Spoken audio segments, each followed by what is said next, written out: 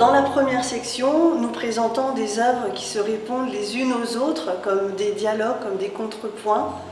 Et nous présentons d'abord des dessins réalisés en poussière du monastère royal de Brou, de Lionel Sabaté, qui est un artiste que nous avions déjà présenté il y a quelques années pour À l'ombre des roses.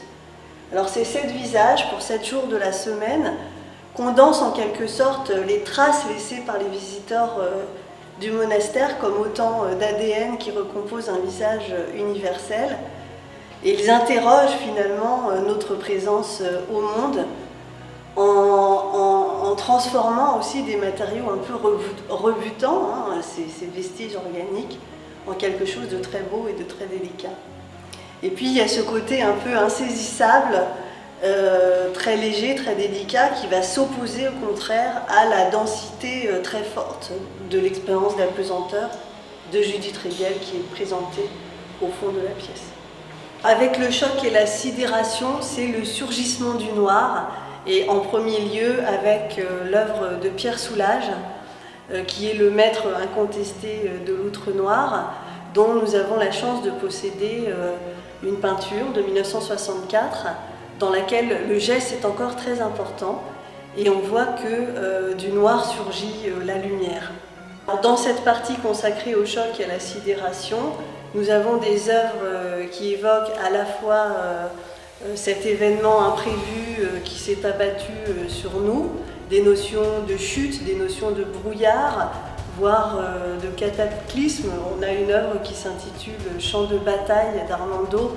que nous avons mis en relation avec un poème d'Apollinaire écrit pendant la Première Guerre mondiale, ou encore des œuvres aussi d'une grande subtilité, comme le bois fendu de De Gotex, dont la faille renvoie finalement à une faille intérieure. La deuxième section est introduite par une sculpture d'Icare de Gustav Miklos. Icare, c'est le fils de l'architecte Dédale qui, pour sortir du labyrinthe, va se brûler les ailes au soleil parce qu'il est un peu inconscient finalement du danger, et il représente évidemment la métaphore de l'être humain qui se confronte à la toute-puissance de la nature à travers une œuvre tout en énergie, en élan vital, que nous avons mise en dialogue avec Lautréamont, les chants de Maldoror. Ensuite, pour parler plus précisément de cette section, elle est ambivalente, elle est écartelée entre deux tendances, l'une qui est celle du recueillement, du retrait,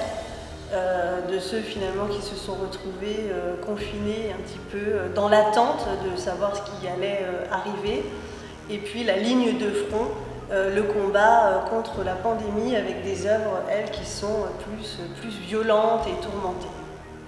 Dans la dernière section, il s'agit de retrouver sa liberté, le lien social. Donc c'est le règne de la couleur, le retour de la figure humaine aussi, avec des œuvres où la joie, l'allégresse jaillit, et puis donc des couleurs aussi, des couleurs très pures, comme ce rouge vertical d'Olivier Debré qui se trouve derrière moi et qui est une sorte d'irradiation en fait du rouge sang chaud de la vie que nous avons mis en relation avec un poème de Paul Verlaine qui est une ode au fond à l'amour de la vie et à la liberté.